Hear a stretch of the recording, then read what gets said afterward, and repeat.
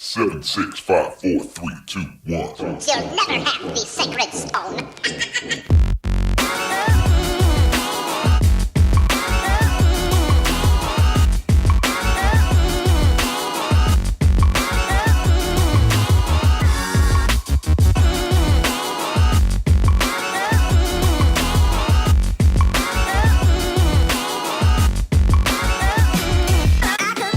Welcome into the NFL Recap Vegas Squares Podcast Edition for week number 17 in the NFL. It is over, folks. The regular season is done. It has been a fun one. Probably one of the more fun NFL seasons I've ever been a part of as far as gambling, picking, doing the podcast.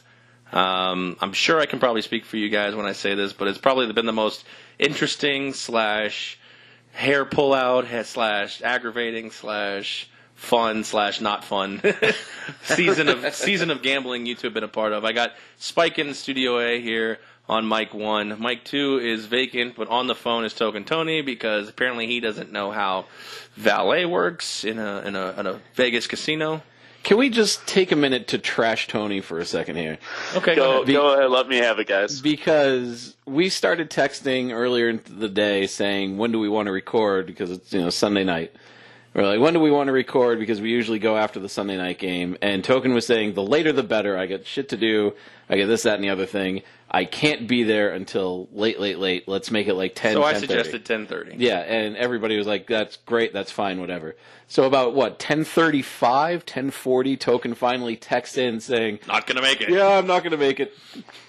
And here we are, it's 11:30. But he was completely available by phone, and we probably could have done this 3 or 4 hours ago. Yeah, exactly. And he just kind of left us hanging out there. So thank you, Token.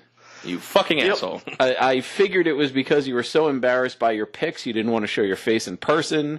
But that's not the case this week. It is not, and that is even more infuriating. I would have thought he'd be sitting in this microphone 3 over there in seat number 3, pounding his chest with the Lions 31-0 victors over the Packers. 31-0 over goddamn Green Bay. Gave you your bold prediction. Yeah, well, yeah, I'm not You got complaining 2 about of them, but, hey, I gave you your shutout right there. So, nevertheless, this is Vegas Squares Podcast NFL Recap Week 17. We want to thank the sponsors, obviously, first and foremost, 12-Ounce Sports Radio for putting us on 4 times a week, every Saturday, Sunday, Monday, and Thursday. You can catch us at all different times. You can check the website at 12-Ounce Sports Radio or check our website for those times. All right, we also want to thank ChaiPoker.com, VGK Pop Sockets, and Eric on the Web Productions. All of them have given us tremendous support, and heading into the new year, we'd like to say thank you to all of them as well, and for their continued support, we'd also like to say thank you for that. All right, so any New Year's plans? Spike, what do you and the wife got planned for New Year's? I fucking detest New Year's Eve. I used to go to a bar in Boston that specifically promoted itself as fuck New Year's Eve. They wouldn't allow cell phones. All the TVs were tuned into pre-recorded English football games.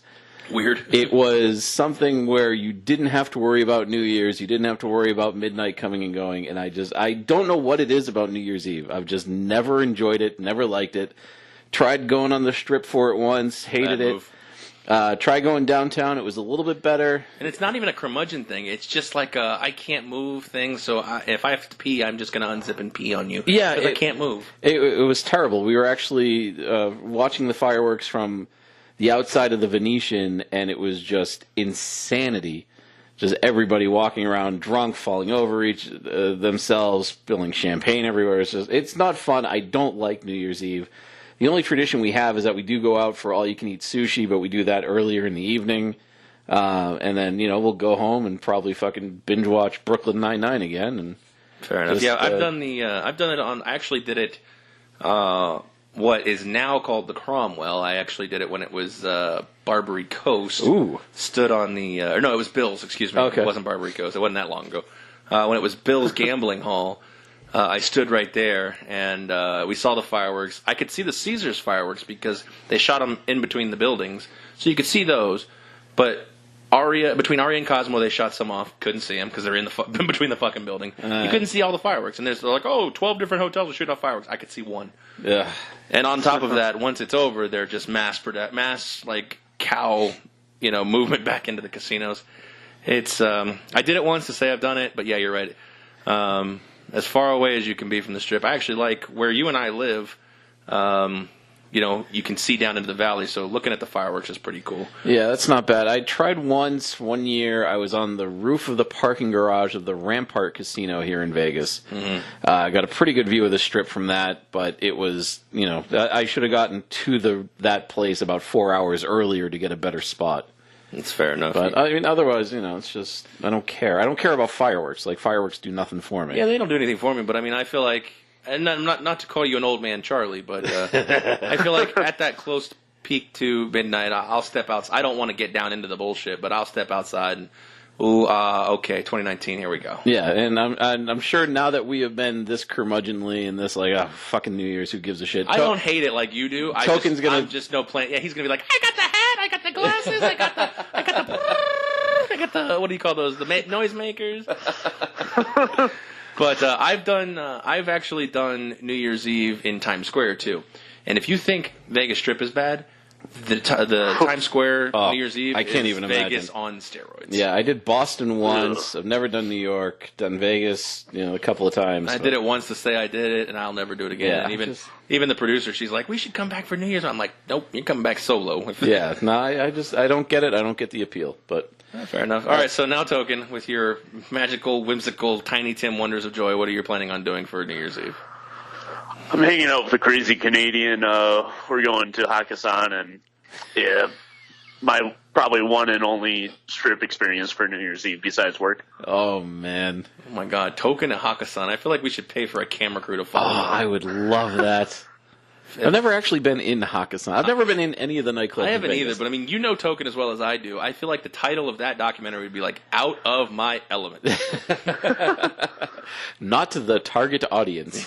Not my demographic. What are the odds of me going in there drunk already? Ooh, that's 100%. Yeah, I'll lay the favorite on that. Yeah, no, nobody says you won't be drunk. That's an easy favorite. That's an easy cover. That's a layup. You think he hooks up? Oh, how can I know? I'll be in Arizona. Oh, that's true. And he would probably give us you don't know her. She goes to a different school. She goes to a different club. She's from Canada. You wouldn't know her. I'd love to lay odds on that, but it's easy to lie. If I was going with them, I'd take your odds. I'd take your action, but there's no way to know. And the crazy Canadian would just vouch for him, no matter what. That's true. That's true, yeah. So, I think laying the favorite, the follow-up bet would be, is it a guy or a girl? Oh! All right, enough of that. You didn't come to hear about that. We are childish as fuck. I know. You came to hear about how we did in Week 17 with our season-long bet. Actually, a lot of things are coming to an end, but the season-long bet apparently is not one of them. We'll get into that a little bit later. Our Super Bowl bets have to be changed, obviously, because I still have Pittsburgh. And our fantasy football wrapped up in Week 17. Hey! Kudos to Spike. He wins $20 from the three of us, myself, Token, and the producer. And I'm not using this as an excuse, but we all probably stopped focusing on the bet probably about Week 12. Yeah, so congratulations to you. I was the only one that won, but the two sweetest words in the English language are winning by default. So default. Yeah. Hey, that's not an excuse. You still won. You still won the thing. It doesn't matter how you did it. All right. If you're new to the show, which what the fuck, you ain't been listening for the last 16 weeks. We have basically culminated every week, and every Monday show has been a culmination of our bets for each week. We've got a season-long bet going on, $100, winner take all from the other two. And the easiest way to do this is to have Spike kind of break down everything, because every week you do this. Yeah, and I kind of have a pattern here. So for every game played on a Sunday or a Monday, which we didn't have to worry about this week, no Monday games, right. We were picking one side of the game, whether that be against the spread, against the total, or picking a money line. Now, you were only allowed one money line favorite, which was a rule we only implemented in Week 12 because we're idiots and didn't realize that was an exploit that we could have been using. I like to say not idiots. I like to think of the term recreational bettors. For recreational bettors, and we just kind of made this shit up as we went along, which you'll hear more about later. Which we're going to do more of. Yeah. For every game that you got right, you got a point. For every game you got wrong, you lost a point. We allowed what was called a blind bet for those games where you didn't know what was going to happen. You got 2 points for getting that right. You didn't lose anything for getting it wrong. And then lock of the week, 3 points to get it right. You lose 3 if you get it wrong. Starting about week 12, we started doing if you took a money line dog that was plus 150 or better, you got an extra point. And then the last few weeks, we've also been going against either another guest picker, but the last couple of weeks specifically, guest picker has been random die. Random dice, where we just kind of throw a bunch of dice on the table, line them up, and see what happens. If any of us lost to the guest picker, we lost a point. If you lose to the dice, we lost 2 points. And in the 3 weeks that we have done random dice, I have lost to the dice twice. And we also did... ideal. How many weeks did we do bold predictions? Was that every week? I don't know when we started that. Well, every week we had a bold prediction. If your bold It's prediction... like around week 8 or so. Yeah. I'm curious. I don't remember when we started that. But all this culmination is going to make for a great season-long bet for 2019. I think we're going to put all these pieces together. What worked, what didn't work. We're going to kind of brainstorm. Come back with a pretty badass season-long bet. In 2019. Yeah, week 11 I think was the bold prediction. Really that late? Huh? Yeah, I didn't. We had other ones like Todd Gurley rushing yards for the bets, week and prop bets and that kind of thing. But I think that evolved into bold predictions. But yeah, it just came in week 11. Fair enough. All right, so here we are. We're going to recap week 17, like I've said probably 4 times now, which we haven't gotten to yet.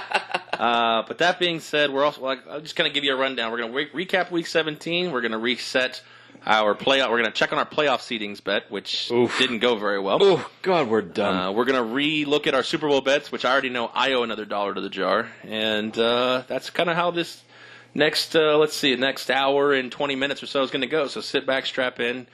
Follow us on Twitter, Vegas Squares, and email us if you ever want to, vegassquares@gmail.com. We've gotten one email. It was spam. But nevertheless, if you want to hit us up or be a part of the show or interact with the show, you can always we're always pretty active on Twitter, all 3 of us, at Vegas Squares, at Spike McAwesome, and at TokenTony89. So, all right. So let's rock and roll. Let's dive into the games. Because I really want to start with the first game I'm looking at here, because this was kind of my toot my own horn game. Bills-Dolphins. Oof. Now, no playoff implications were necessary. Barn burner. So we won't spend too much time. But how did we do here, Dolphins-Bills? Well, the random dice decided to take over 39.5, so kudos to them for nailing that one. I think Buffalo got that by themselves. Buffalo got that alone, yeah. And this was a consensus pick between the 3 of us. We all had Buffalo -5, except Aaron then decided to pull a Buffalo minus whatever. Mm-hmm. So we gave him Buffalo -13.5 for 3 points. And he binked it. Yeah. Bazinga. Yeah, shouldn't we should have made it about 29.5. I don't think you would have took it. No, I probably would have taken 17 or less. So. 17 or still would have fucking hit. I know. I'm just saying. I just thought the Dolphins had no interest in being in this game, and I thought around halftime they tried to make it a game, and then I mean, halftime it was tied. So I mean, don't get me wrong. It's not like they didn't have a pulse at some point, but I mean, I'm going to turn this to you, Josh Allen, 224, 95 on the ground, and 5 touchdowns, man. I understand it's a team, the South Florida team, probably didn't give a shit. 1-7 on the road this year, the Dolphins. But, I mean, the only thing really to talk about a game with no playoff implications is the fact that it's looking promising week by week. Josh Allen actually, other than Baker Mayfield, looks like the quarterback developing the most. I completely agree with that. I think he has shown... Well, I don't know, because then we got to throw Lamar Jackson into the mix. Yeah, but I think, in my opinion, I think Lamar Jackson is not getting better. His team is good. He's got the number 1 defense. Okay. He's got a great rushing attack.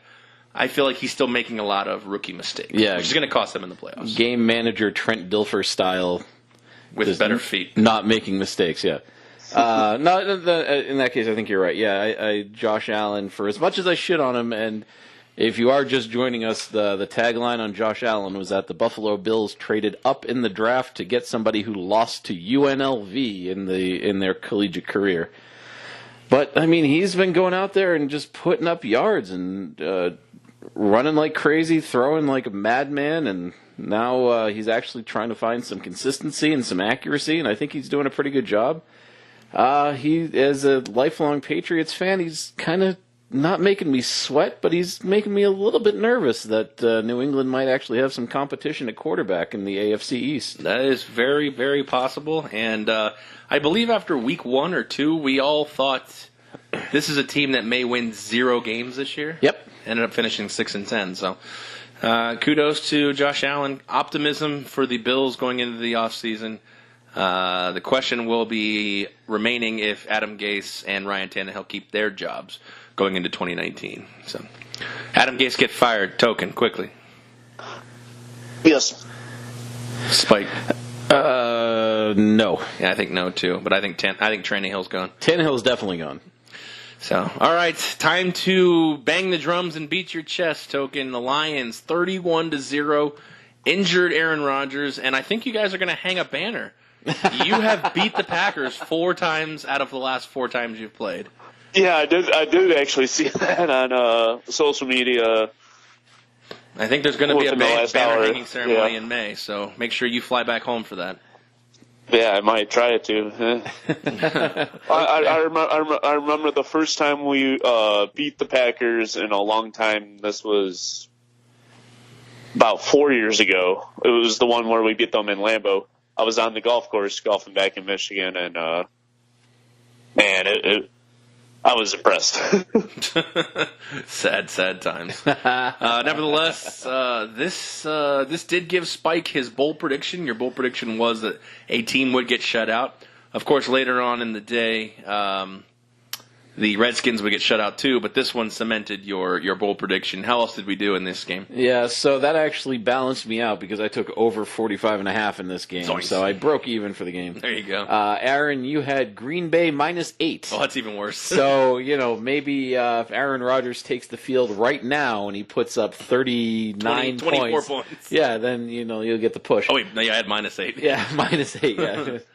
And Token and the Dice both going under the total, 45.5, and grabbing a point in this game. Yeah, I think Joe Philbin didn't understand what -8 meant. I think he was trying to get as close to -8 as he possibly could by staying at 0. But, real lone highlight of this is UCF's own Matt Prater throwing a touchdown. Lines up for a field goal and checks out and throws a touchdown. Yeah, that was an awesome play for sure. That was pretty badass. But they might try and utilize that again. Who knows? Maybe he future, might get Matt Flynn money. Oh, there you go. Hey, it would save cap space if we get rid of Stafford. Yeah, there you go. Just put Prater in. So speaking of Matt Flynn, this is something I actually wanted to bring up if we were going to spend a little bit of time on this game. And I know that we kind of want to move on to the playoffs, but I know with Peyton Manning, it was always like he would influence the coaches and influence the draft so that if they did draft a quarterback, it would never be somebody that could challenge him for his job.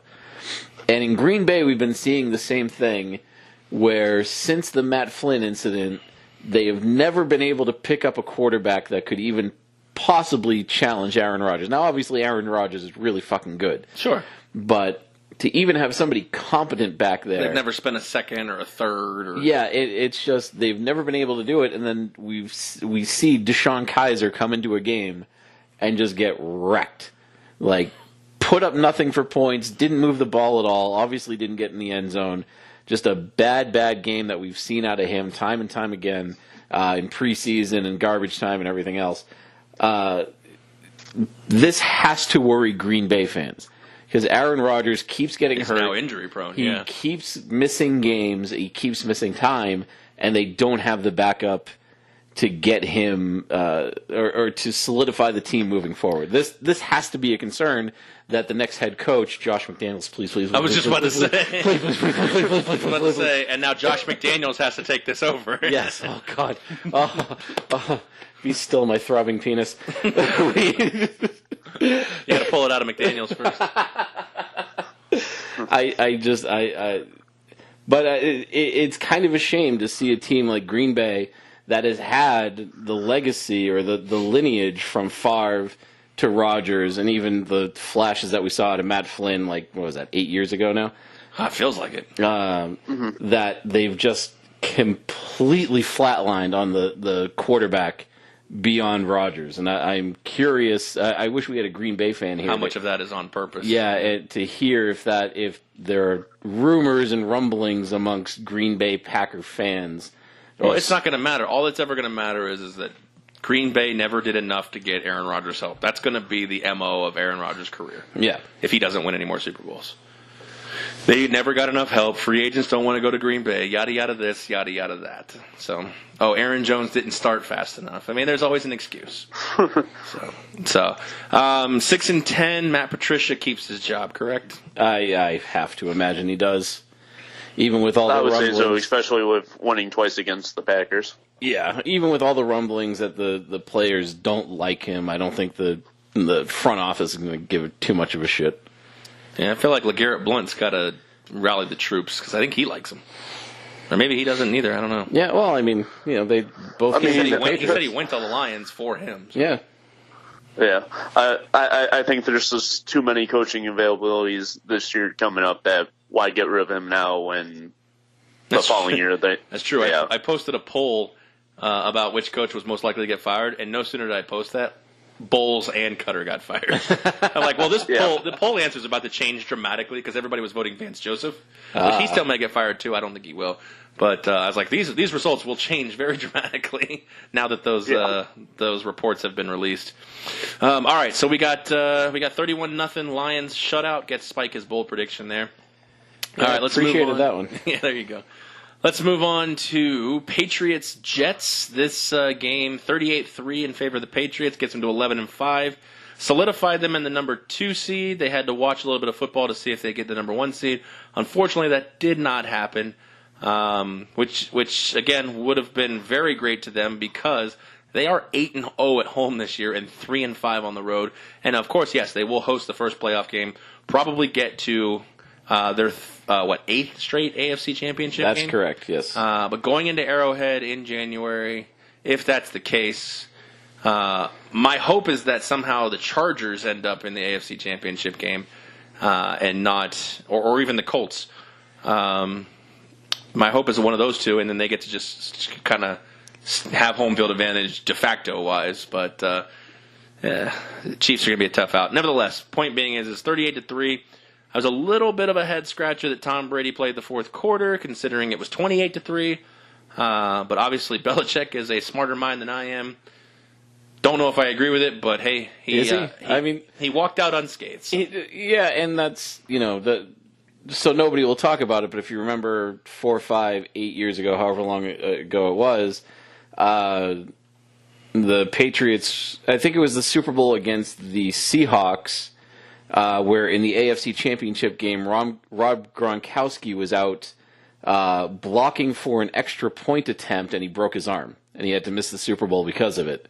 And people were criticizing the hell out of Belichick. Why are you putting somebody in like Gronkowski blocking on an extra point in a game, in a conference championship game, where he didn't need to be out there? And, it was a big to-do and the whole thing. So the fact that Brady didn't get hurt, to me, is a little bit irrelevant. It's the fact that the potential was there. We have seen players get injured in these situations before. Don't risk it on stupid things like that. Just put them, if it's 10-3, 14-3, I'm fine with it. 28-3. Yeah. I mean, keep Brady warmed, but keep him on the sideline. Yeah, there's no need to put him in there, especially against a divisional opponent that would like nothing more than to walk away and Mo Lewis him the third pick of the draft. Yeah, so nevertheless, they obviously cover the 13.5. I believe it stayed under the total. How do we do in this game? Yeah, it did stay under the total, which was 46.5, with the three of you, Token, Aaron, and the Dice, all went under 46.5. I actually took New England minus the 13.5 as my blind bet, so I got an extra point on this one. Yeah, this is actually exactly how I saw this game going. The Jets had no interest to walk into Foxborough, nothing to play for. I figured it would probably be somewhere around 35-10 in that range, and it seemed to play out that way. But again, a little bit of a head-scratcher that Brady and I believe Edelman were both playing into the fourth quarter, because I think Edelman caught that last touchdown pass. Yep, and I have breaking news here that I do want to mention, because this is hilarious to me. Oh, boy. If Adam Gase is fired, Rex Ryan has said he is interested in the job. I have heard that. Yeah. Yes. Yes, Rexy. Sexy Rexy. Get in there. Boy, he'll see a lot of feet down there. I mean, everybody wears sandals down there, so he'll sprout a wood 24/7. God. He'll be in heaven. Yeah, he would. Oh man, South Beach bringing the heat. Sexy Rexy. I don't think they can. I don't think they're ready for that. So, all right, Panthers and Saints. We had a Kyle Allen sighting. Last time I remember seeing him was freshman at Texas A&M when his career went horribly wrong in college. Oof. I think he ended up at Houston. Nevertheless, he started today. Actually, got knocked out with a shoulder injury. And we saw another quarterback whose college career went horribly wrong as well for the Panthers, Garrett Gilbert, who was Mr. Football in the state of Texas, went to Texas. Everything went horribly wrong for him. I don't know why I know too much about these fuckers. Yeah, this is a little unusual. Well, it's just like you get these highly touted prospects who come into college, they start their freshman year, and they're not who everyone thinks they are. You know what I'm saying? Is it talent? Is it immaturity? Like, it could be anything. I mean, it could be that it's not the right system, it's not the right coach, it's not the right fit. You know, they miss home. There's a whole bevy of things. I can't pinpoint one thing. But whatever it is, you know, Mr. Football in the state of Texas doesn't pan out at Texas. Oh, you know, shocker. And he kind of bounces around from school to school, and you kind of don't hear from him for a while, and then he pops up in the NFL. It's just kind of one of those weird things. Nevertheless, those two guys combined to beat Teddy Bridgewater, 33-14. The Panthers beat the Saints. But, like we said, Saints had the number 1 seed locked up, Drew Brees and company. The only thing I had a little bit of an issue with was Mike Thomas was playing in this game. Even after he had set the franchise record, he needed like 18 yards or something. Like he got it pretty early, but he was still in the game. Yeah. Again, another boneheaded play, in my opinion. Sometimes what are these coaches thinking? Because we know that Teddy Bridgewater, there'll be problems if Teddy Bridgewater takes postseason snaps. You understand what I'm saying? Oh yeah. Like something had to gone horribly wrong. Nevertheless, the Panthers were dogs in this game. I think 7-point dogs. They won. I believe this went over the total, or it might have stayed just under. I don't know. The total was right around this area. So total was 43. So 47 points. So it Yeah, did go over the total. So how did we do in this one? And I got a little tripped up on this one. So Token and Aaron both took Carolina plus the 7 points. The random dice actually had New Orleans money line, which should have made sense. I went under the 43, and that. Teddy Bridgewater backdoor cover. Knowing Teddy Bridgewater, knowing that it was going to be a quarterback, which we didn't even know who the quarterback was going to be for Carolina. Mm-hmm. We didn't know the name. We had to do some research. And I figured these teams are not going to move the ball. This is a 13-10 type game in the making. It smelled that way. Kudos to Kyle Allen for actually getting out there and kind of putting up a hell of a game. 2 through the air, 1 on the ground. And the question is, I mean, we're in year 8 of Cam Newton? Is there quarterback controversy? Is that what you're about to ask? I don't know if controversy is the right word, but I think there might be inklings. I think that's the word I'm going to use.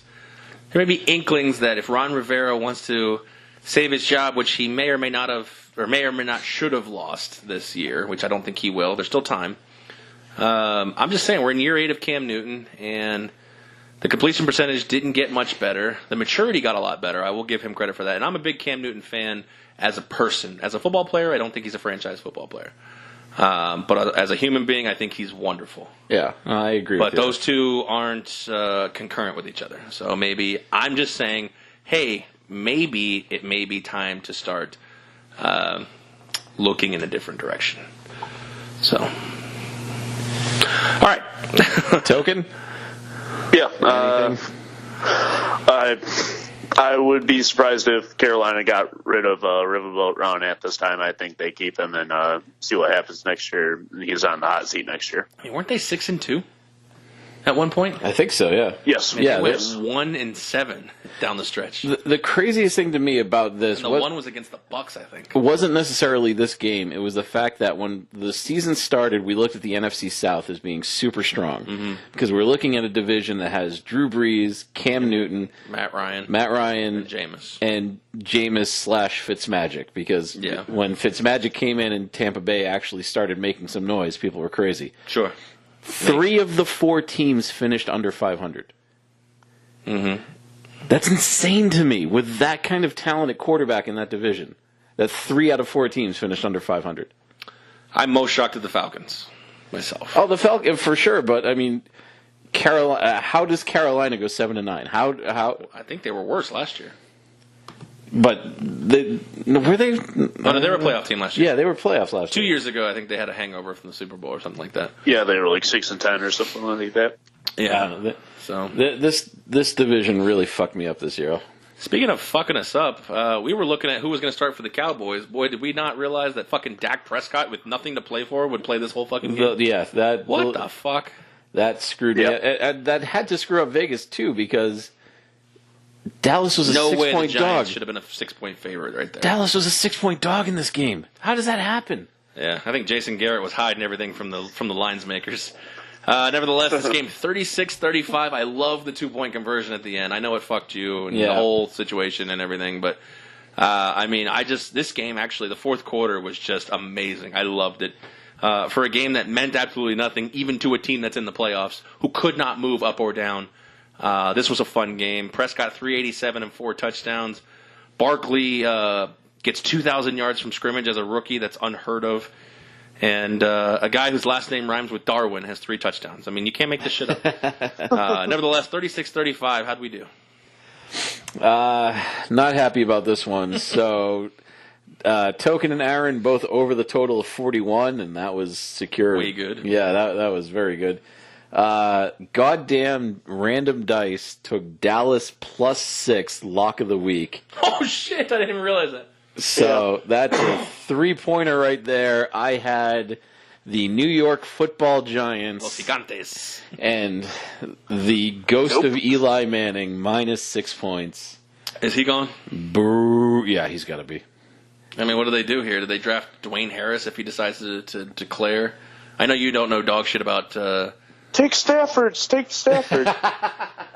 You gotta trade him. I can't imagine. Who's your general manager in Detroit? It's not Matt Used to be Millen the anymore. Fords. Oh, yeah. The Fords are just the general manager now too. Maybe, I get it. Ford GM. I get it now. I see the correlation. Yeah, there it is. That makes a lot of sense. All right. Well, as fun of a game this was, I mean, I don't know if you guys caught that Cole Beasley catch in the end zone. I was like, incomplete. And then they slowed it down, and what a catch! Wow, Yeah, what a catch! I was waving that off emphatically in front of my TV. Oh yeah, me too. I'm like, oh, that's no good. All right, Falcons Bucks, another game, no playoff implications.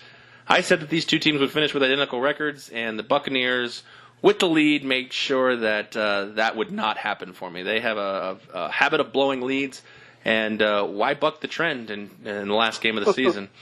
Nevertheless, Falcons finish off with a Matt Bryant game-winning field goal, 34-32. I don't know what the total was, but I'm believing 66 points is probably over that total. And I know that the line was 2, so that's a push. Yep. Matty Ice, 378 and 2 touchdowns. Julio finishes with the reception yards lead. And Dirk Cutter loses his job. How'd we do? To summarize, the dice were the only ones to get a point in this game. Yeah, These are one of my favorite types of games where everybody is on a different side. So Aaron and I were both against the total, or against the spread. I had Atlanta, you had Tampa Bay. We push. Token had under 52, which was the total in this game, so he lost a point. Dice went over, and the game went over. Dice gets the point. Dice gets the square. goddamn point. You ever listen to the band Circle Gets the Square? No. They were like an art thrash metal band, but it sounded like all 4 people were playing different songs at the same time. It was horrible, That does sound disgusting. horrible. I don't know why people enjoyed this band, but they put like 3 CDs out. They were touring the world. Fucking insane. Yeah, that doesn't even sound good at all to me. All right, Texans, Jags. Texans had some things to play for, so they went hard in the paint. They did win this game 20-3 over the Jaguars. Jaguars finished 5-11 this year. Blake Bortles came in. Bortles Didn't do a damn thing. Bortles. Expect him to be cut, which the franchise has already, or the organization has already said that that's going to be happening. Does Blake Bortles take a snap in the NFL ever again? Yes. I will say yes. Okay, fair enough. That being said, with the Patriots' victory, the Texans got locked into the 3 seed at 11-5. After starting 0-3? 0-3, yeah. Pretty damn good finish of the season, 11-2. They just don't scare me as a playoff team. I was going to let Token talk, but apparently he's distracted He's going by to let the other people talk. something else that's going on in there. So That must be that dude he's hooking up with at Hakkasan tomorrow night. hey, good for you. Get at it. No, I don't know. The defense is playing a little bit better. The offense is clicking a little bit more. Deshaun Watson to DeAndre Hopkins scares the hell out of me. But just that one connection is really worrisome in the AFC. Even if they get past the Colts, if they travel to New England, I don't see a chance for them to win. Yeah, that's going to be a tough road for them for sure. How are we doing this one? I probably should have found it where it was on the spreadsheet, huh? Jacksonville, Houston. Here we go. Token and I were both on Houston -7. Dice and Aaron, Jacksonville plus the 7. So not quite working out there. Nope, thought my boy Bortles would come through. Bortles. So Use the boat. I mean, we're looking at this. That AFC Championship game obviously is an outlier. But the Jaguars hired Dave Caldwell, their current GM, 5 years ago, 2013. Since then, his 5 top draft picks, 2013, Luke Jokel, out of the NFL. 2014, Blake Bortles, going to be cut by the organization. Yep. 2015, Dante Fowler, traded to the Rams. 2016, Jalen Ramsey, pretty good cornerback. And 2017, Leonard Fournette can't stay on the field. Yeah. Can't stay on And not going well for him so far. no, and Jalen Ramsey there, I Can't stop running his fucking mouth. he can't stop running his mouth, and he's a good cornerback, but I don't know. I mean, I think he can be beat. I think there's plenty of better Every cornerback cornerbacks can out be there. beat. Yeah, but is he worth the drama to have on the field? That's the thing. He's top 5. I would say he's top 5 corner, but his mouth gets him picked on so much. Oh yeah. So, anyways. All right, so that moves the Texans into the 3 seed. They will play the Colts Indianapolis in Houston, which they did lose to already once. Yeah. All right, Chargers Broncos 23-9. Broncos didn't put up much of a fight in this game. Chargers didn't really have to do much. At 12-4, the Chargers will be the 5 seed, which is kind of a gut punch, but that's kind of the way we are with the divisions. You can finish 12-4 ahead of 3 division winners, but you're still going to be below them in the way the playoff seedings are set. Nevertheless, the Chargers at 12-4 are a scary team, even having to go on the road. They beat the Broncos here to move to 12-4, 7-1. That's why I say it. They are 7-1 on the road. Oof. I didn't realize they were that good on the road, but I guess they don't really have a home field right now. So. Well, that's true. They may be playing 16 away games. Yeah.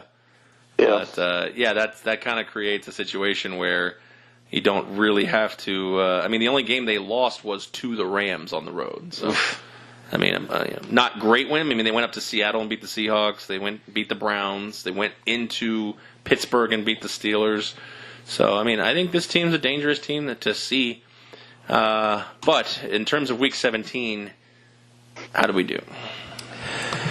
So this was Token and I on the same side. We had the Chargers minus the 6.5. Aaron decided to go over the total of 43. Not quite. And the random dice decided to take the Broncos on the money line, apparently thinking they were due, I guess. I'm trying to find logic behind random dice It's hard picks. to find logic behind random. Yeah, but I'm trying to figure out how they could come to such a bad conclusion. It'd be great if we could find like a character actor who knew sports to like emulate or play the role of the random dice and try to explain themselves. Yeah.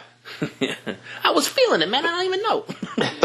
They were thinking because the Lions could beat the Packers twice in the same year that the Broncos would have a shot. Too many Lions references for one podcast.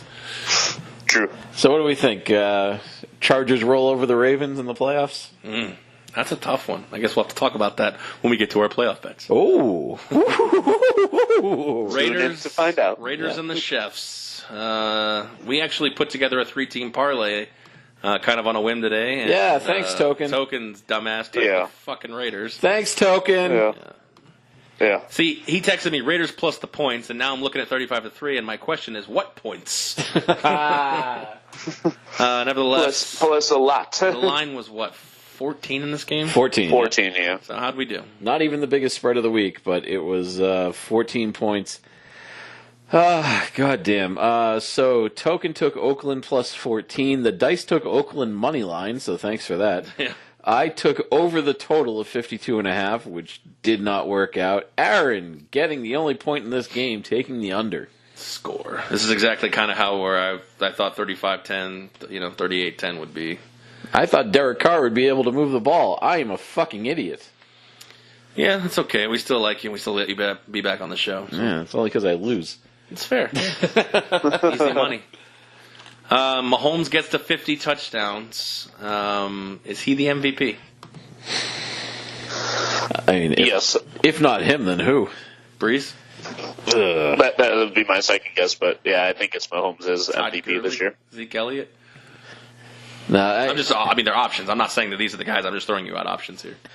you could make an argument for Zeke. You might be able to make an argument for Breeze, but I think it has to be Mahomes. I mean, 50 touchdowns and 5,000 yards. Come on, That's a lot. That's And monumental. You lost your running back midway through the season. Yeah. Yep. So, all right. The question now turns to: are the Chiefs one and done in the playoffs? Or are they making the AFC title game or the Super Bowl? There's a potential they may have the Chargers again. Yeah, and that's what worries me. I actually have Kansas City as my pick going to the Super Bowl from the AFC, but I am so looking forward to that Chargers Kansas City match that I really hope Indy doesn't fuck things up and actually win in Houston in the wild card round. That's true. All right, so 49ers Rams, I believe this was a 10.5 point spread, 48-32.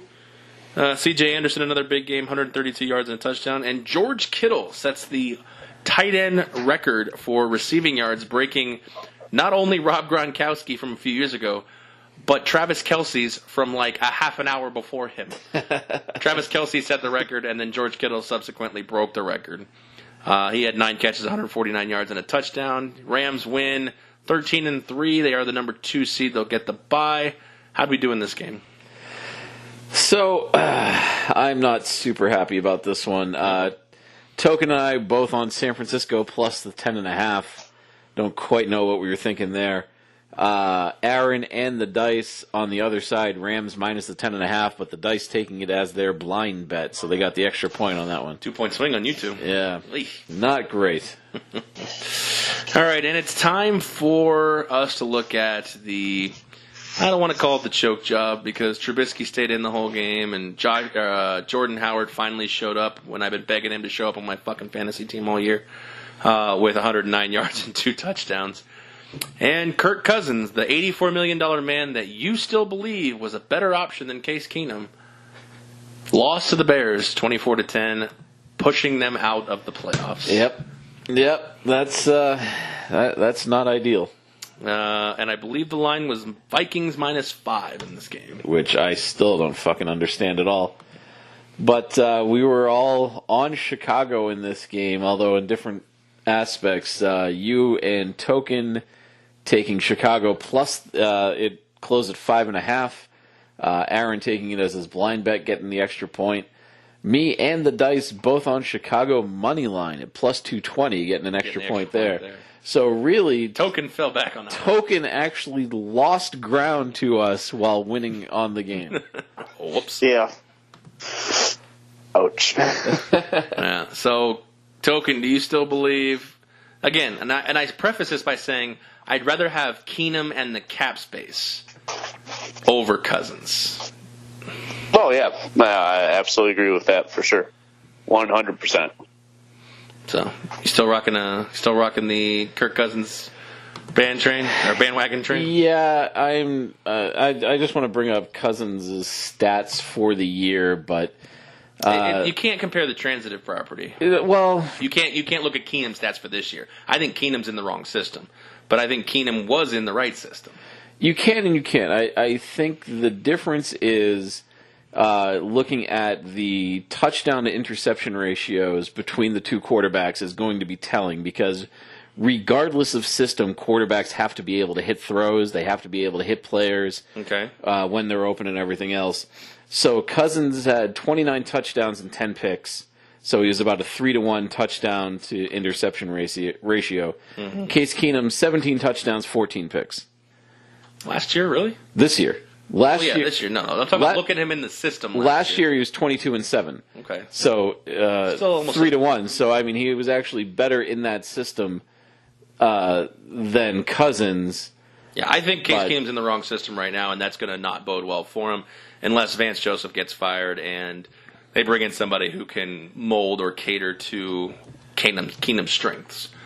That being said, I still believe Keenum's strengths were best served in DiFilippo's offense.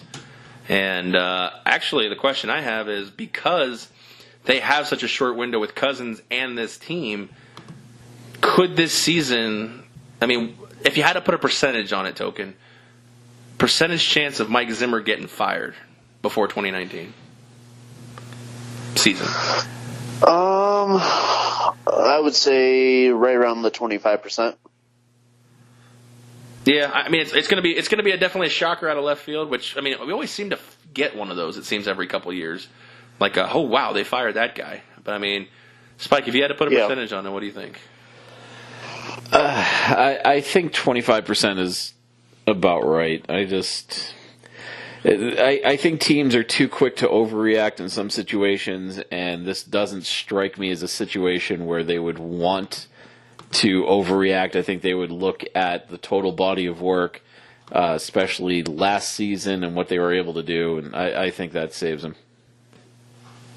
All right, fair enough. I think it's probably around that 25, 30, 35% range. If they take a long, hard look at, and honestly, if there's something out there, if they like McDaniels, because I think they're going to probably move on from DiFilippo too. Somebody I know. Get See, there McDaniels. you go. Somebody take him, please. All right, Bengals and Steelers had playoff implications, which all the way up until the end. I mean, we talked about it on the Picks podcast. If the Sunday night game tied, the Steelers would have gotten in at 9-6-1. Yep. That being said, it was not a tie, so the Steelers are eliminated from the playoffs. That is very surprising, considering at one point they were 7-2-1. Yep, and still your Super Bowl pick for the AFC. That's true. I will have to change them. I would have changed them last week too. I mean, but there was no sense in paying $1 trying to pick somebody and then having to I might as well just recalibrate and figure it out now that all the seedings are set. Yeah. So how'd we do in this game? I'm not actually happy about this one because I thought Cincinnati would put up a better fight, and I also thought Pittsburgh would, do something. Do something. I, truth be told, as I was watching the game, I was rooting hard for Cincinnati, thinking I had taken Cincinnati plus the 14.5. I didn't. I had Pittsburgh minus the 14.5, the big spread of the week. So that kind of bit me in the ass. The dice actually had the Cincinnati, so good for them. Aaron had under the total, fuck you. And then fucking Token, Pittsburgh money line, lock of the week. How close were we? How close were we to be able to get him to lose those 3 points? If Chris Boswell was still the Very kicker, close. we would have been. That would have been. Oh, that would have been. We would have had the lock of the week. Steelers wonderful. loss. Yeah. Wonderful. But unfortunately, he got quote unquote hurt. Probably ended up being cut. Yeah. But hurt like Joe Flacco's hurt. Yeah, exactly. So the Steelers are out. Put a percentage spike on Tomlin getting fired. 50%. Wow. Yeah, I think it's a coin toss at this point. He is not the right coach for this team. They need to move on, but I think the ownership of this team is too loyal to a fault. I think that saves him more than anything else. Yeah, I would almost say even a little more. I would say closer to 60% myself. Wow. This is the one, actually. I thought Mike Zimmer would be higher. I believe Tomlin should be fired, but I believe his chances are be in the 20% range. I think I don't know what to think really, because I mean we're talking 10 years of Mike Tomlin. Most of them have been good. Most of them have been playoff. They've been playoffs, but they're I not. understand, but I mean the Steelers. They're not making deep runs. That division's going to get tougher and tougher. The Steelers are also a very Especially- valuable franchise with a loyal backing. Every year, no matter what the finish is, their loyal backing keeps coming back. I'm starting to wonder if the Rooneys care more about business, the new Rooneys, because Art and Dan are moved on. Right. So I'm wondering if the new Rooneys care more about ticket sales and business than they do. I like to call that the Jerry Jones mentality. You might be a mediocre team, but you're a $1 billion business. So maybe start marketing the brand a little bit, and that brand sometimes includes Mike Tomlin and some of these. I mean, some of these sideshow antics, the Le'Veon Bell, the Antonio Brown, the Ben Roethlisberger. Some of it's as much as we talk, poo-poo on it, and so do the sports talk radio guys. It's the any publicity is good publicity. Yeah, it keeps people talking about the team. Yep. So, all right, move on to the Seahawks and Cardinals. My mindset in this game was Cardinals have no interest in playing this because if they lose it, they get the number 1 pick. Well, they did lose it, but man, they put up a fucking fight in this game. 27-24. Seahawks do get the victory with a last-second field goal by Sebastian Janikowski. I can't believe he's still alive. Yeah. I can't believe the Raiders got rid of him. Well, they traded everybody else away. That Yeah, being that's true. said, how do we do in this one? So Aaron and the Dice both taking Seattle minus the 13, which was not great. Nope, it was not. Token took Arizona plus the 13, and I had Seattle money line. We were all sweating. Lock I of the wasn't week. sweating. I was beat, but you were sweating. I was sweating my balls off on that one. That being said, the Seahawks are locked into the 5 seed, going to play, Dallas? Yeah. That's going to be a fun matchup. Russell Wilson and Dak Prescott. So. All right, let's move on to the Eagles, who are now your 6th seed with Oh, my Nick God. Foles, who does leave with an injury, but leads the Eagles to the playoffs. Nate Sudfeld. Do you think Sudfeld gets a start in the playoffs? Well, the other two can't go. I mean, they don't really have a choice. God Yeah. almighty. And it's looking like Foles has already been ruled doubtful. So it depends on what Carson Wentz his status is. Another shutout here, so just back up for your bold prediction just in case. I feel like I should get an extra point for that. Shut up. How Nevertheless, about a warm glass of shut the fuck up? yeah. Eagles slip into the 6th seed. They're going to get a chance to defend their title. I'm They're in a lot worse shape than they were last year, in fairness, but they're in. That's all that you need sometimes. yeah, that number back in 6 seed. That's a rough road for them. It is, but they're back in that underdog mentality. The only difference is they got to go on the road now. They don't get all their games at home. Right, but I mean having to win in Chicago, and if they do, traveling to New Orleans. Oh yeah, absolutely. They've already gotten blasted by New Orleans once this week or this year. So yeah, no, I'm sure they're not looking forward to it as an ideal situation. But Doug Peterson gets his team back in the playoffs. He breathes a little bit because, I mean, apparently Eagles fans on talk radio have already forgotten the Super Bowl.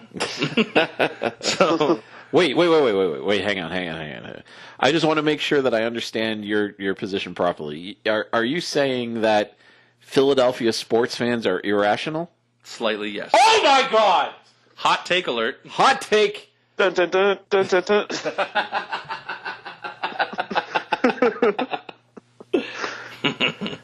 Good one. All right, how do we do? Aaron and I on the same side of this one, taking the Eagles minus a 6.5. Bink. Token going over the total, which in one team Hard to doesn't do with a shutout. Yeah, that's real hard to do. And the dice going under. So Token, the only one losing a point in this game. Loser. Which I would, and we move on to this next one. I would like to first thank Spike for binding me to my bet Yep. of the Ravens money line lock of the week. So appreciate that. 'Cause I was going to go Ravens minus 6.5. That being said, Ravens Browns ended up being much more of a barn burner than I anticipated. The fighting former Hugh Jacksons put up a good fight, but ultimately they finished at 7-8-1 this year. Baker Mayfield has definitely put the optimism back in Cleveland. 7 wins, I believe, is more than the last how many years combined for Cleveland? 5, maybe. Potentially. Yeah, I mean, God. They won 115, 0-16 in the last two. Oof. Yeah, this has not been a good. This is a team that's been rebuilding since they fired Bill Belichick and moved to Baltimore. Yes, here we go. Wikipedia. 1, 3. They were 7-9 in 2014. So in the last 3 seasons, they had 4 wins. And if you take out 2014, if you go 2013, 15, 16, and 17, they had 6 wins combined. Wow. So you can make stats do anything you want when you manipulate them the right way. That's true. Nevertheless, 26-24, Lamar Jackson has 100 rushing touchdowns. Some of them were good. Some of them were called back. He's got to learn to put that ball over before he tucks it back in. That was a boneheaded rookie move. The more I think about it, I understand I made the sweeping declaration that the winner of this game would win Rookie of the Year. I will give the nod to Baker Mayfield. He will win Rookie of the Year, although what Lamar Jackson has done in, 8 weeks has been nothing short of remarkable. That being said, he does have the number 1 defense in the NFL. How do we do in this game? I am rather upset. I thought Cleveland would get a better shot to put up that last-second field goal, but they were, 50? It would have been a 57-yard try when they were 4th and 10. They went for it. 57 yards. And if they had Tucker, they would have gone for it. But nope. And their kicker missed a field goal earlier in the game, I believe, too. Their kickers missed a lot of field goals that cost them the playoff spot. Yeah, that's not ideal. Anyway, we all actually got a point on this game in one way or another. Token going over the total. Myself and the dice taking Cleveland plus the 6.5. Aaron, Baltimore moneyline lock of the week, so you get the extra points on that one, which I'm not happy about. Yeah, well, you bound me to it because I actually would have gone. Well, I would have gone Eagles moneyline lock of the week, so that was my lock. So you get it no matter what, but I would have lost this point though. Yeah, I would have liked to see that. So all right, and the pièce de la résistance: Colts 33, Titans 17. This was a winner take all. This also got. Token the 10-6 bet? Token got the 10-6 bet, so he gets an extra $1 on that one. So we have to put the buck in the jar because I had Miami who decided to stop being a part of the NFL, 4 weeks ago? Yeah. They really shit the bed this year. They did, but that's Miami football. I mean, they do that every fucking year when the weather turns. Luck, 285 and 3 touchdowns. I don't know where I saw it from, but somebody swore up and down that the under his touchdown prop bet was the play. I don't think it was you guys. I think it was somewhere on Twitter. Nevertheless, the Titans without Marcus Mariota, I mean, there's your built-in excuse, but they're going to miss the playoffs. Blaine Gabbert just could not get it done. Marlon Mack paced the ground 119 yards, and they win by 16, covering the 3-point spread, and I believe going over the total. So how'd we do? Yeah, I don't actually have the total in front of me because none of us took it. I'd imagine 50 had to be high for this game. Yeah, Aaron and the dice both on Tennessee plus the 3. That was a happiness hedge. Yeah, I took Tennessee money line because they were right at plus 150 when we were picking these games, so I thought I could get the extra point out of it. But no, it is only Token getting points, and he gets 2, taking Indy minus 3 blind bet. Fair enough. I'm most excited because before the season, at 125-1, I took the Colts to win the Super Bowl for $10. Hey! So at 1-5, I was ready to rip that ticket up. But a wise man who sat in that chair, which is now vacated, told me, never rip up your tickets. Yep. Yep. And he was right. And if Token were here, he'd actually be able to do that, but instead we're talking to his ghost. Yeah. Yeah. And his boyfriend in the back. Yep. So that is Week 17. Let's take a look. The playoff picture has now been set. We have in the AFC, Kansas City, New England, Houston, Baltimore, LA, the Clippers, and what do we have? The Colts. And in the NFC, we knew a little bit earlier who it was going to be. Saints is the 1, Rams is the 2, Bears is the 3, Cowboys 4, Seahawks 5, and those pesky Philadelphia Eagles as the 6. With their 6-6 conference record. Everybody else in the conference, 9-3, 9-3, 10-2, 9-3, 9-3, 6-6. God. They might just fucking do it. I don't think they will, but you never quite know. That's the thing. Get in and anything's possible. That's true. So that being said, we just laid out the seedings for the playoff.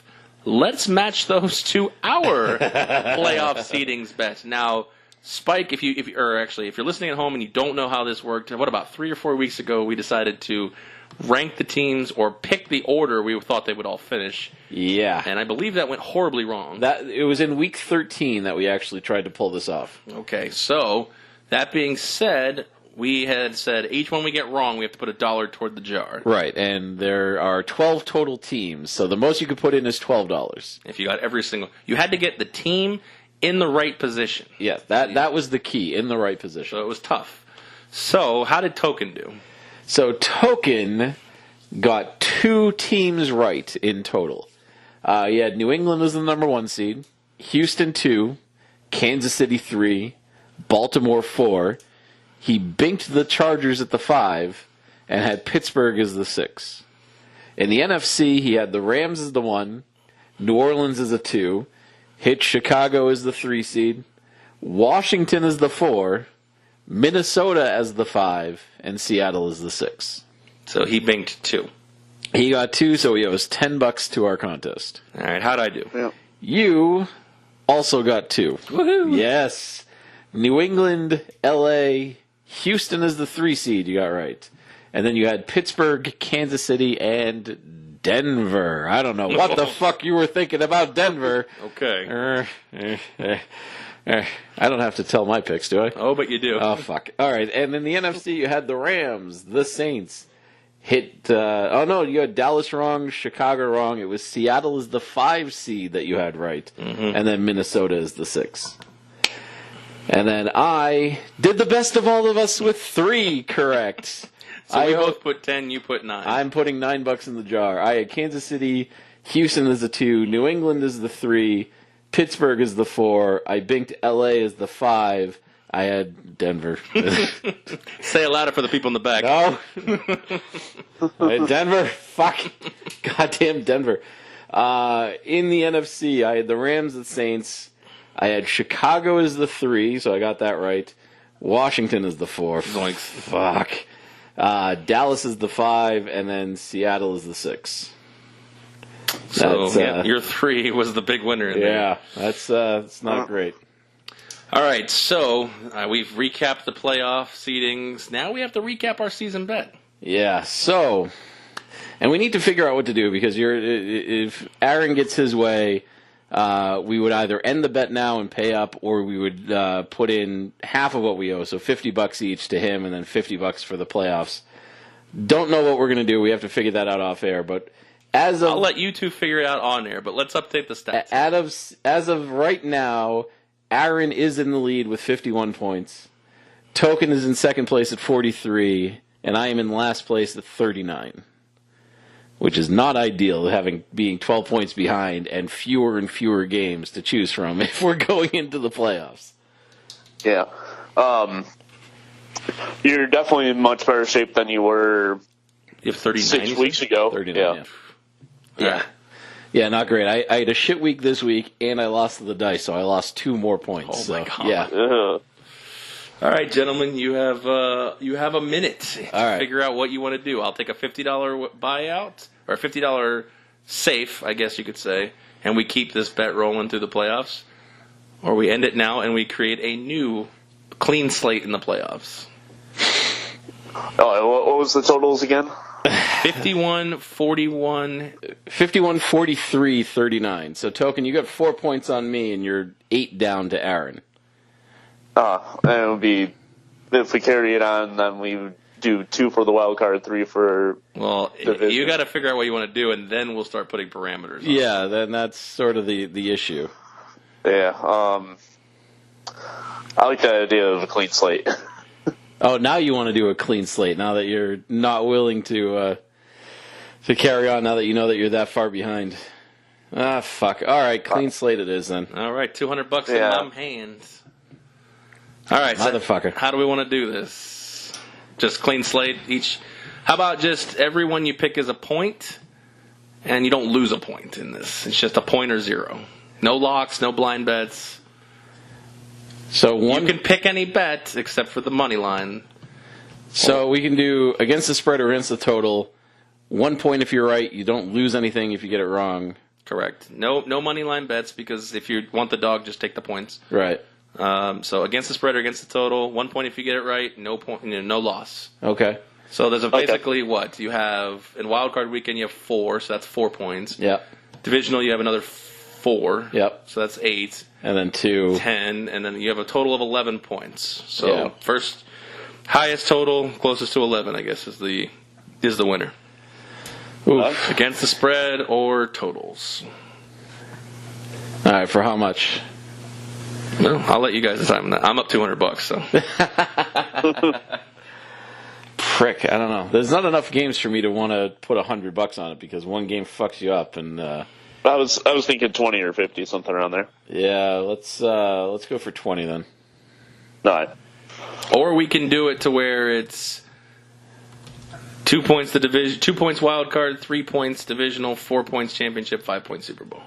That would make me want to bet more, I think.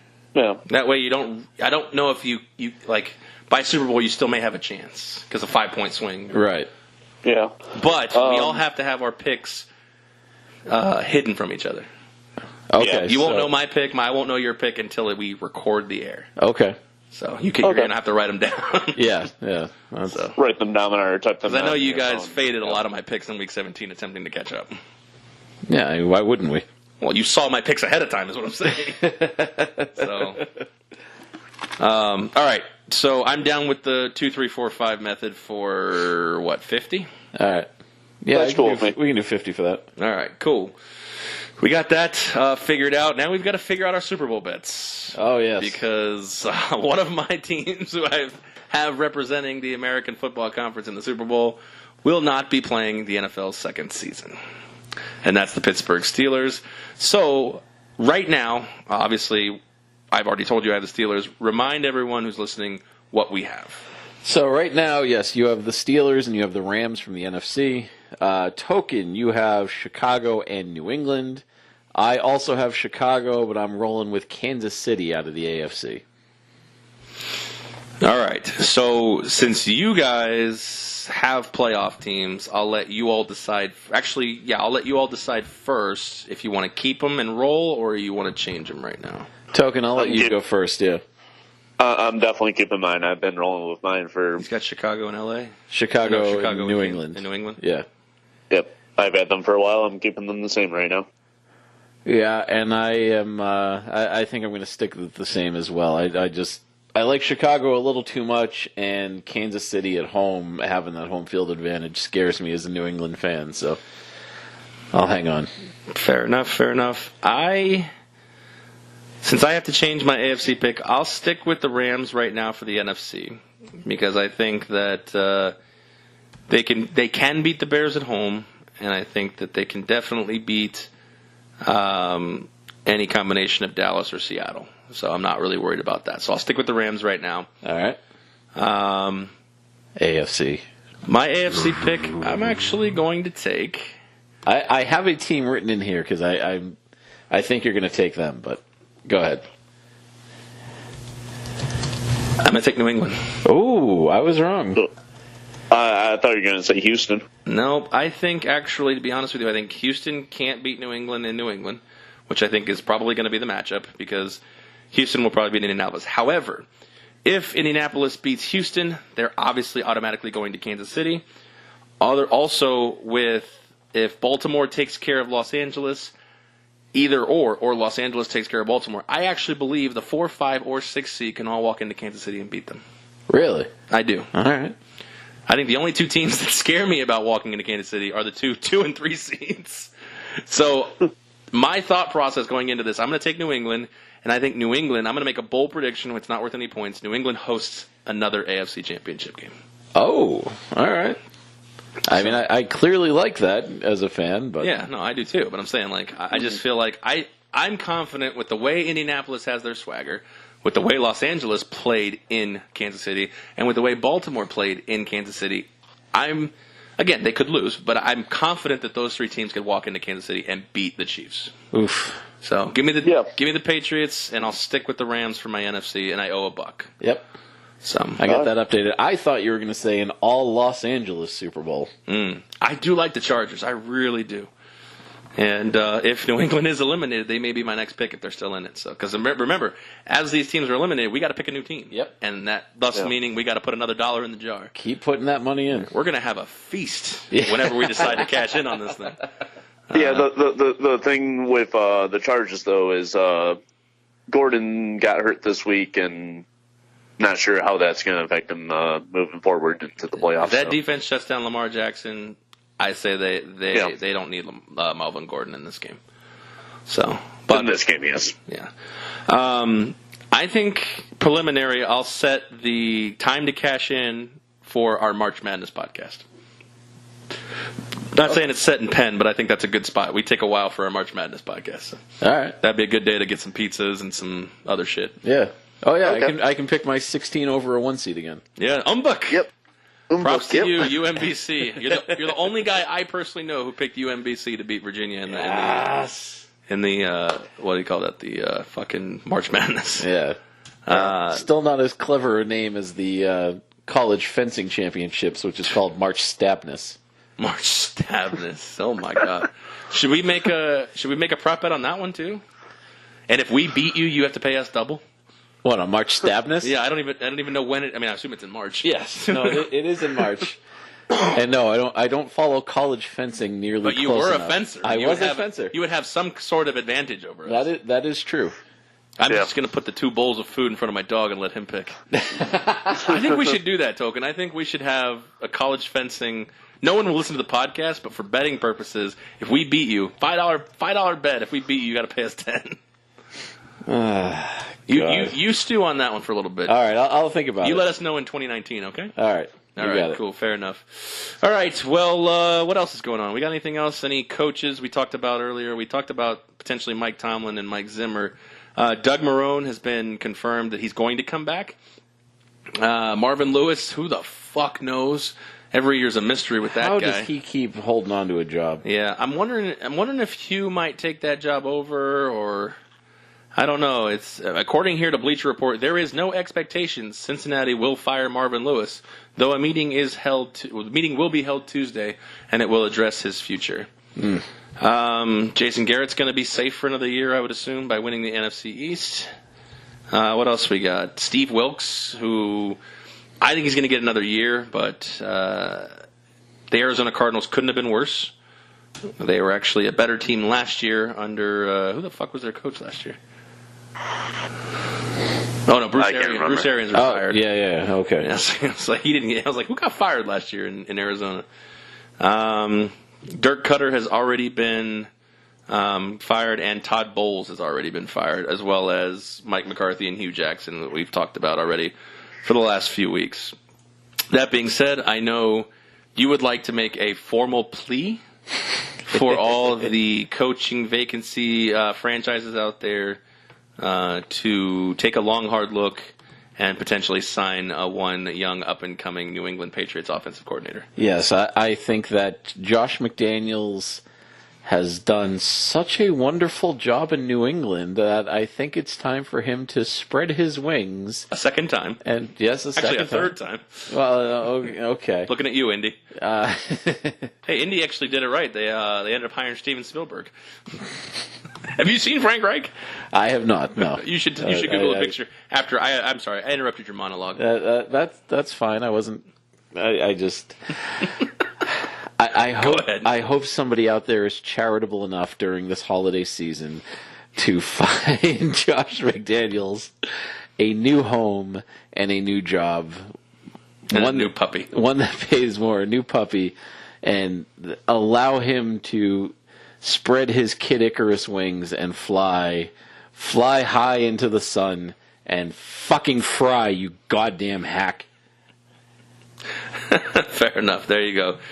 A public service announcement from Spike McAwesome to every NFL franchise, or even CFL, he just wants them gone, to please look long and hard at Joshua McDaniels. If the AAF is looking for head coaches, Josh he's your McDaniels guy. is available. I'd like to be the first to say also Rex Ryan would be a terrible candidate in Miami. Oh, he would be awful. That's why I'm so excited that he might get that. The other name floating out there is Jim Harbaugh, potential return to the NFL. Either of you guys like this? I see it unlikely. Yeah, it would be a good fit, but very unlikely. Anywhere particular that fit would be Cinderella? Cleveland. Oh, Wow, I didn't see that one coming. oh, a Michigan guy going to an Ohio team. Interesting. I see Speaking of, this. we talked See, about they have a lot more potential and all that. So yeah. Speaking of, we talked about Jim Harbaugh. I believe a few weeks ago we had already cut John Harbaugh, and it has been confirmed, I guess, or they just basically have committed to Harbaugh for another year. But he doesn't have a contract. Interesting. So he could walk even if the team wants to. Well, keep he's on a 1 year deal he's got 1 year deal. Right, I'm right, sorry. right. He's got a current deal Oh, through okay, next year. And okay, most okay. coaches don't like to go into another season without a contract extension. Right. So that's, I guess, let me make that all clear. I see. Okay. So could we see a situation? I'm actually curious. Some of these teams, like I know that the Bucks have expressed interest in John Harbaugh. Could we see a situation, especially with the Bucks, because they're no stranger to this, where they trade for a coach? Ooh, I don't know. What would be the asking price for a guy like Harbaugh? Well, there's only one. You're right, and I said there's only one precedence to this, and that was 2 firsts and 2 seconds. Yes. That was for John Gruden. Tampa Bay did that, and by all accounts, it brought him a ring. By all accounts, it's a success. John Harbaugh has a ring. Yeah. He has made the playoffs more times than he hasn't. And he's not an offensive guy. He's not a defensive guy. So you're really not looking to bring in a general on any side of the ball. You're looking more to bring in a mentor and a coach. So that being said, you're right. What is the value for him? I would imagine the Ravens would keep that high, especially since they have Harbaugh for 1 more year. If they lose him, unless they're aggressively negotiating a deal, I don't think they're worried about losing him too much. Oof. So I'm going to say a first and a second would be what the Ravens would ask for John Harbaugh for his services. I could see that being a good bargaining chip for them, and whether they get it or not, if they get potential offers for it, I don't see it being likely though. Yeah, I don't think he's going to get traded, but I'm saying, the Bucks have done it once. You never quite know. Weird shit does happen in this league all the time. It's true. The question is also the Bucks have committed to Winston for 2019 as well. So any coach that wants to come in at least is stuck with.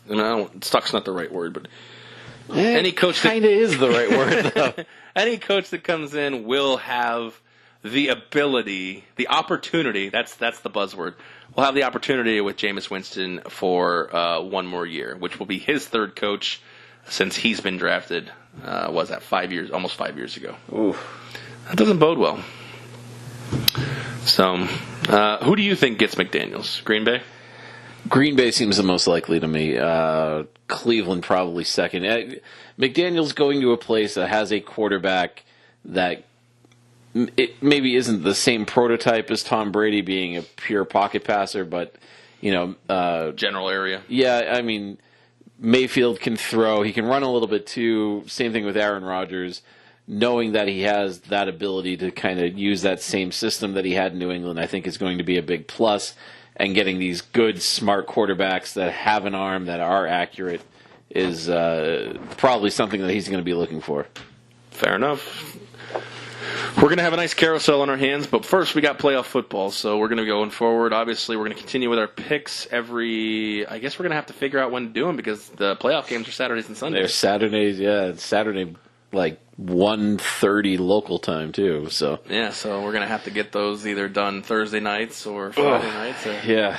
Be fun to figure out. That's down the road a little bit, but hopefully this year in your bets, if you followed us, I would say we made you some money, especially with our locks Yeah, And, locks were our actually consensus really picks were pretty good too, right? Locks were really successful. Token winning the season at 11-4-1.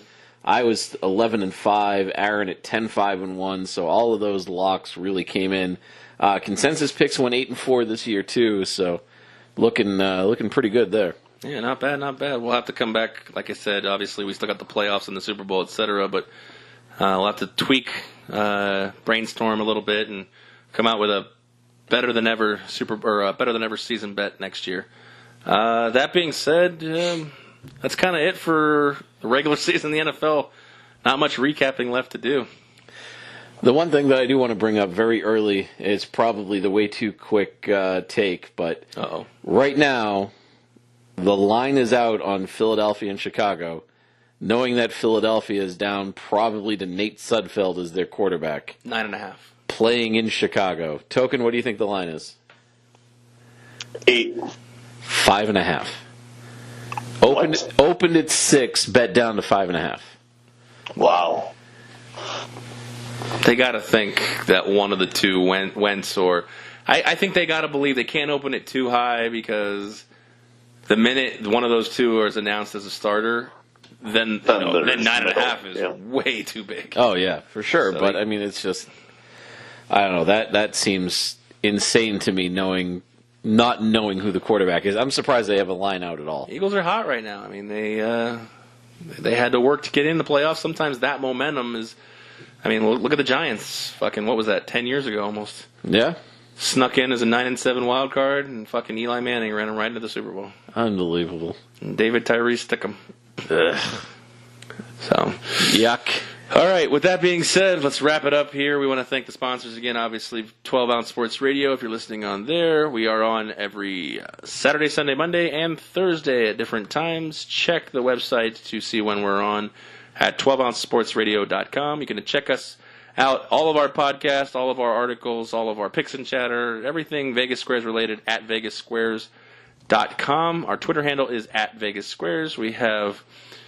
that's about all we do for social media. I post on Facebook very rarely, and Instagram I think was like 6 months ago. So oof, I probably end up dropping the Instagram. It's just more work than it's more work than speaking. Wow, it's more work than speaking properly. And that's pretty rough. Yeah.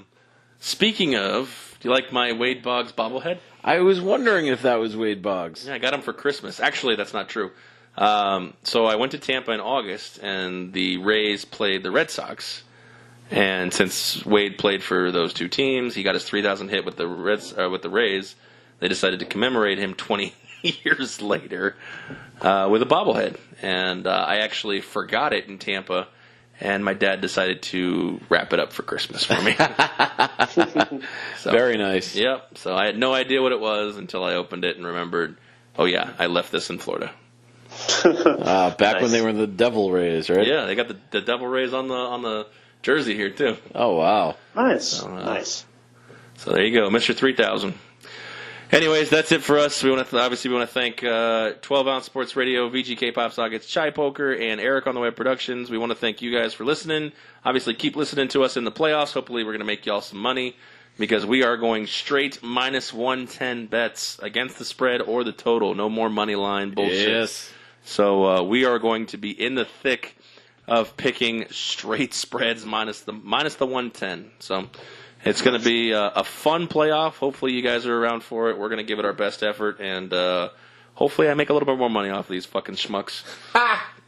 Bring it. In your dreams. All right, with that being said, Spike on mic 1, Ghost of Token Tony on mic 2, and Fake Token on the phone here. It can't be Fake Token. We already have to. Felipe's on the phone. Oh, there we go. Felipe. I knew what was that his was other coming. one? Timmy Ho. Yeah, Timmy Ho. Yeah. So now he's Timmy Ho, Felipe, the Ghost, Token, and the gas station guru. That's his new one, because he always has fucking the randomest shit from the gas station. Gas station sushi. Oh God! If he ever comes with that, he should do all of his podcasts on the phone. So, all right, we bored you enough. Good luck the rest of the week if you're betting sports other than football, and we'll catch you on the next podcast.